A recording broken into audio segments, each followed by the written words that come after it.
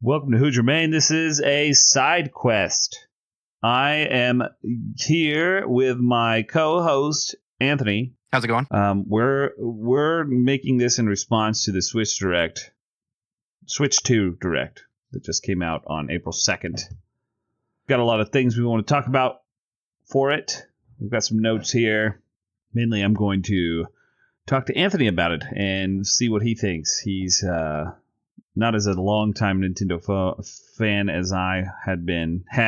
Maybe I should say that in the past tense sometimes. I think maybe the one thing that I can add is I've recently switched back into being a console gamer, and so maybe I can kind of shed some light from that perspective. Obviously, both of us are long-time PC players, but maybe I can give a little bit of a across-the-fence view of what we saw. I saw what you did there with that switched back. Good. Don't you have a Switch? You have a Switch, right? I do. I have a Switch, yeah. Yeah. I use it for one game and one game only, and it's for Ring Fit Adventures. I thought you had Animal Crossing. I do. Okay. I stopped playing that about 2 years ago. When everybody else did. Yep. Yeah, my island is in disarray. Good. This is supposed to be about the Switch Direct, but my island is just decimated. They're like, here's terraforming, Jared. You can use it to have fun. And then I just fucked my island, and it sucks now. Oh, anyway, okay, Switch 2. Let's see. Starting out, there was a lot of interesting things. I'm sure many of you have already looked at it. This is just our opinions. We're going to talk about the design and the controllers, things that are hardware. About the hardware first. First, like the controller design. It's not much different. Yeah. I think they really nailed it with the Switch. Kind of that hybrid handheld / dockable device. And yeah, I don't see any reason to change it. The original Switch was a little too small. It was obviously intended for children. So maybe if the controllers are a little bit bigger, that would be a plus. But I mean, that's nitpicking, honestly. Right. And there's things like you can pick up a Pro controller. I think you can even use like any old controller that has Bluetooth. I'm not sure. It's been a while since I actually sat down and really interfaced with my Switch. I was sitting there thinking about the whole LCD HDR screen that they have instead of an OLED. Wonder what the decision there was on that. What do you think about that? Yeah, I mean, obviously whenever you can have the choice, you want OLED. And them saying that it was about having, higher refresh rates and having HDR and all of that stuff, you can have that on an OLED screen. The limiting factor is price. And so I think the reason that they switched was 100% to keep the price down. Obviously, an OLED screen would be better, but I mean, honestly, if you're playing the game primarily docked like I was, it doesn't matter because you're connecting it to a TV. Now, if you're always playing it in handheld mode, yeah, that's a big downgrade. But I mean, for my use case, that's, it's a sideways move. It doesn't really matter one way or the other. Really interesting thing about the controller now is it can be used as a mouse. I think it's really funny. The last Switch Direct, I was like, man, I really hope that they make the Metroid game so I could use a mouse with it. And they're like, oh, yeah, what about 2 mice? That's insane. Like, I mean, we've been asking that for a long time. I think we're far enough along as gamers. We know that a mouse and keyboard is, for 90% of games, the best way to play. And so I think this is Nintendo kind of saying, they always want to innovate with their controller and all of that stuff. This is a fun way that they can do that. I think this is an amazing move. I mean, honestly, this is probably one of the things that I was most excited about. Yeah, the mouse functionality, I think, is incredible value to add to that controller. And almost a response, I would say, to the whole touchpad thing that's going on with the Steam Deck, but probably not directly. I don't want to compare the Steam Deck and the Switch here today, specifically since that thing is basically a laptop with a controller. Still talking about Switch in general. We'll stay focused on that. They're adding a camera option. Do you think this is for the real thick streamer base consumer that we're in now? Yeah, I mean, my initial reaction was kind of jokingly great. We're back in the PlayStation 3 era with the iToy. But yeah, when you pointed out you can use it to stream and stuff like that, I got really excited. I think Nintendo has strayed away from that. I mean, not strayed away, they've outright banned, for the most part, that kind of thing. So for them to be so open about this, that's awesome. That's really exciting. I'm very worried that it's going to be a gimmick and they're going to try to use it as like a extra controller thing, kind of like what they showed with Mario Party. I don't want to do that. That's been around, like I said, since the PlayStation 2. I don't want that in my games. I've never wanted to control my games that way. It's awful, always.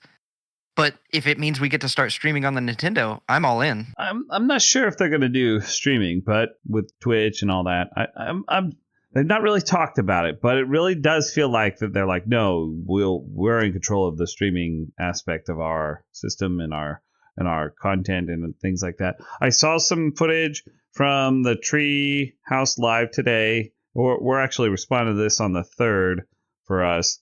So there could be more stuff come out over the weekend. But I was watching them play Four Swords through the Virtual Console. Not Four Swords, but the one from Minish Cap, I believe, is the one. I can't remember. I can't remember. No, it wasn't Minish Cap. Excuse me. It was Link to the Past, Game Boy Advance one. So that was really cool. And they were using the camera so you could see each other. And then also it showed the other players' screens at the bottom of the screen when they were all playing together online. It was really cool. I was like, that's a really cool function. So you can see your friend's face. And I don't know.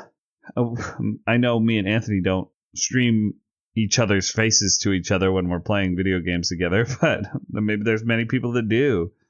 So that was interesting for the camera aspect. Moving on to the dock, allowing 4K. Really interesting.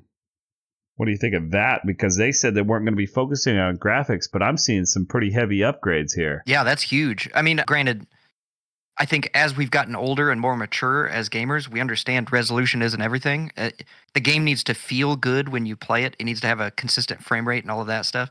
But 4K on a Switch is insane. I mean, that's essentially what we wanted with the Switch Pro. And having that capability, in my mind, the thing that I'm most excited about is if you can pump out 4K resolution, that means that you can play 1080p, 1440p, whatever. You can play those at higher resolutions, depending on the bandwidth of your setup, your TV, and all of that.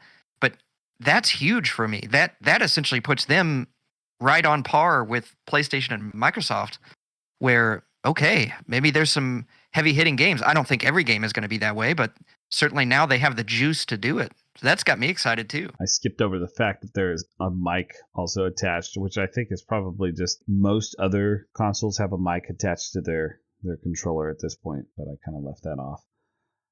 Since we're talking about graphics, we'll go ahead and move on to some of the games that they showed. Of course, it's a typical Nintendo launch where we're not getting like the heavy titles yet, where we're getting the titles that really, I mean, one of the heaviest hitting titles is definitely Mario Kart. We'll talk about Mario Kart first, since it's probably a system seller for many folk. Mario Kart World was what was shown. Looks like a fun Mario Kart game. It didn't look like they made some horrible gimmick. It looks really incredible. There was grinding on rails, leaping from wall to wall, driving off road. Really cool. A lot of cool features with this game. I don't know if you watched any of the videos about it. I did, yeah. This is kind of one of those really safe launch title games that is perfect for Nintendo. It's a party game. You can have multiple people playing, and it's just really fun. I think Mario Kart games are always kind of in that range of being like an 8 out of 10, 9 out of 10. And so, yeah, I agree. I think this is kind of the system seller right here. If you want to get it day one, this is a game that you're probably going to want to get. And Mario Kart is always such a weird game. Like you said, there's always a gimmick that they try to slap onto it. The original games are just so fun. Playing the game base, stock, whatever you want to call it, that's a ton of fun. And I'm excited about that game. Yeah. I wanted to bring up definitely Donkey Kong Bonanza. If I'm saying that wrong, sorry. Holy shit, that one was what was pulling me in. The cartoony facial expressions, the animations, everything that was going on with Donkey Kong. I mean, I felt like they finally got him right. I was like, damn, that's fucking Donkey Kong right there. No doubt. punching through the ground is insane. What in the world? It's like Minecraft Donkey Kong or something. It's so crazy looking.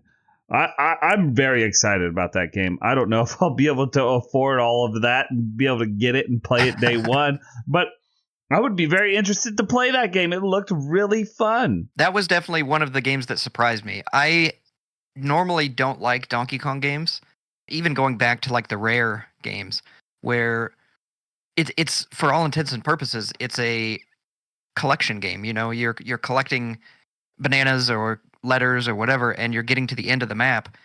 I agree with you. I think they blew it out of the water with this one. I think they got people who would normally not be excited about those style of games excited about them.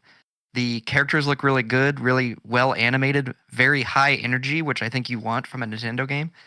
And like you said, I think when games have fun movement capabilities, it makes you interested in the game even if you normally wouldn't be. So something as exciting as like, yeah, you can pound underneath the ground and kind of burrow a little bit. That's awesome. That's a great addition to Donkey Kong's repertoire. So yeah, I wasn't excited before, but after watching that video, yeah, I'm definitely excited now. I felt like they picked those two titles were really good. We're gonna slowly move into like some more negative. We won't leave you with negative feelings about the Switch 2, but there's a couple of things that I want to talk about. First, the Dragon Drive game looked pretty interesting. What I thought was really cool is it's basically the ARMS game, but for the Switch 2.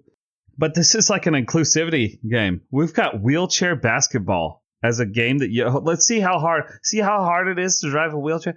You know what I mean? Like, I thought it looked really cool. I was like, wow. I don't know if I'd buy it, but I thought that maybe you might have some comments being the sports king in our little world here.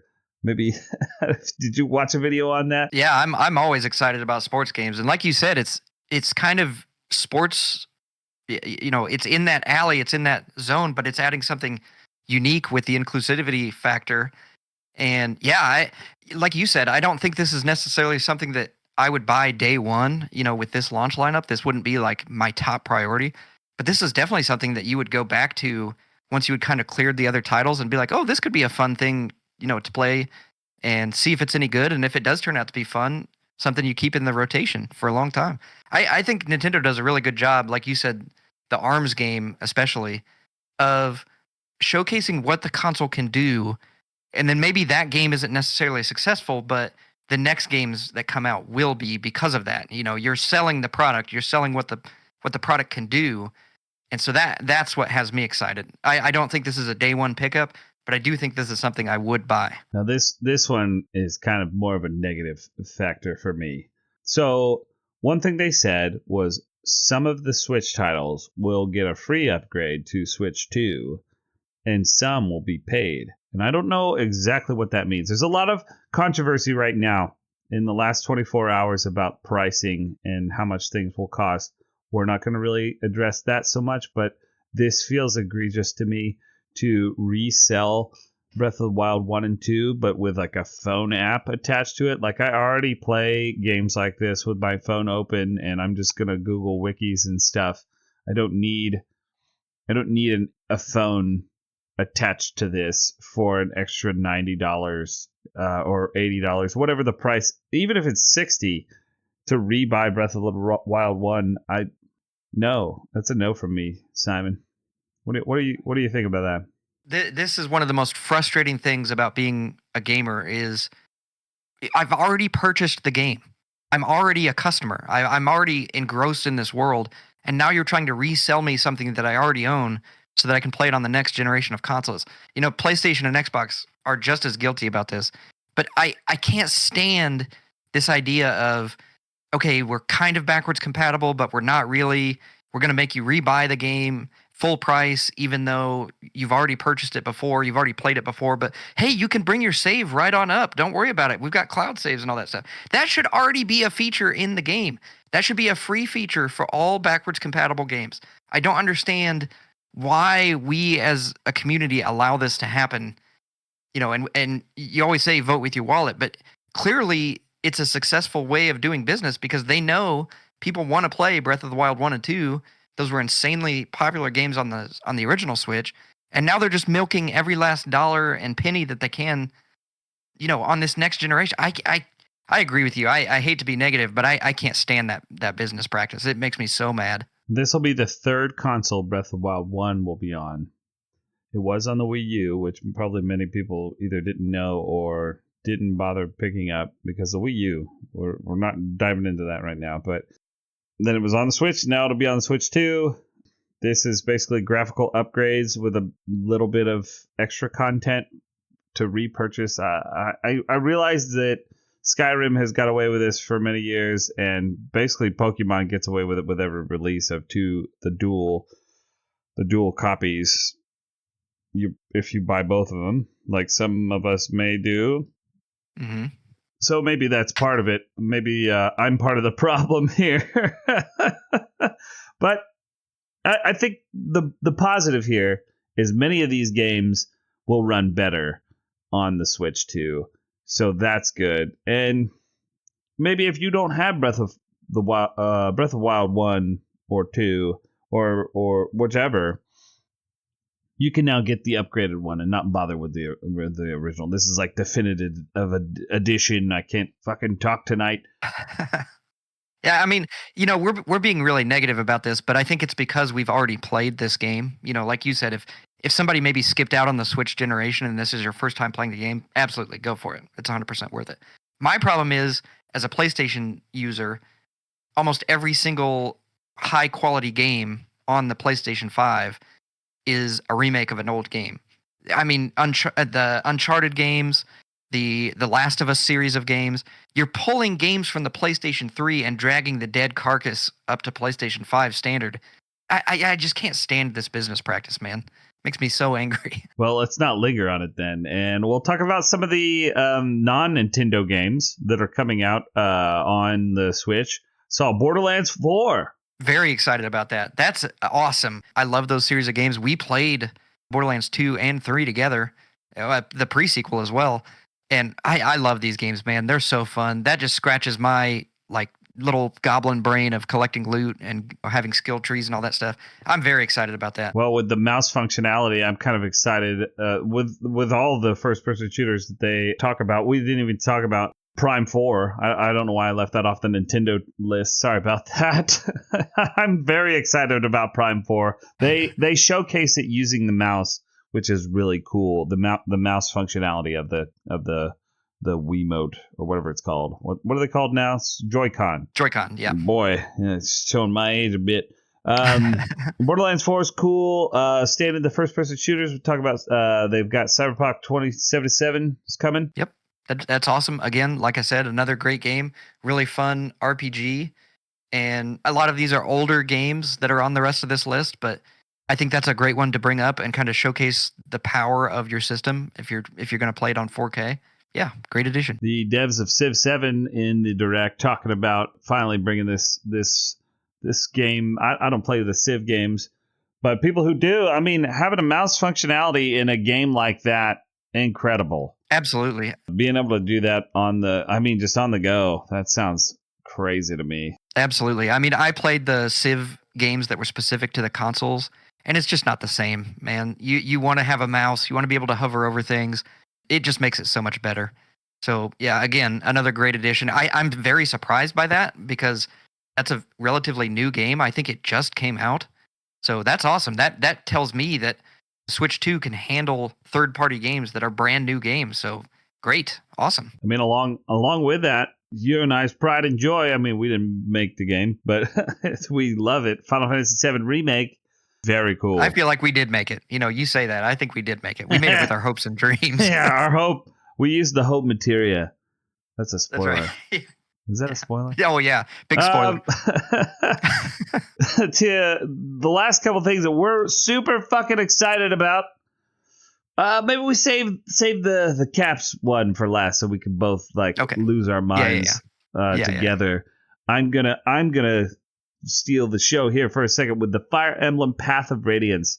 Folks, this game costs like $140 to buy it from somebody right now because they didn't make very many of them. And now you're going to be able to fucking play it.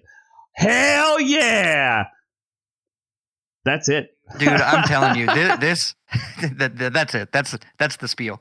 I'm telling you, this stuff. I feel like I've talked about this previously on the podcast before, but game collecting has become so insanely expensive. And you're exactly right. When you try to find a game like that and you see that it's that expensive, that's defeating. That means you can't play that game for all intents and purposes. And Nintendo is finally doing what we asked, and they're making old games accessible again. I'm excited for you that you're getting this. You know what I mean? Like, it's not necessarily something that I'm like, oh man, Fire Emblem Path of Radiance, I want to play that.